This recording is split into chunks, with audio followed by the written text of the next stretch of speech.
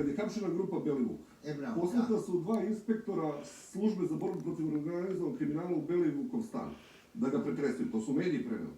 Znači, pričamo o mediji šta su preneli. Prilikom pretresa stana pronašli su pištolj i novac.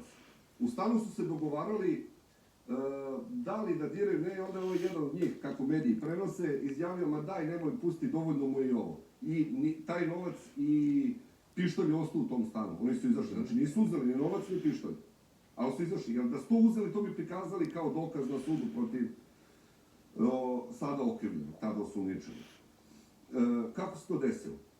Najlakše danas prisluškivanje ljudi, nije više mobilni telefon, jest, prisluškuju se mobilni telefoni. Pa evo prekjuče, juče, kad je bila zakazana sednica za skupštinu, napisao sam post. Ako danas imate smetnje na Viberu, Whatsappu i tako dalje, služba je povećala aktivnost. Tako da, molim, sačekajte gužve, bit ćete preusmereni na prvog slobodnog operatera.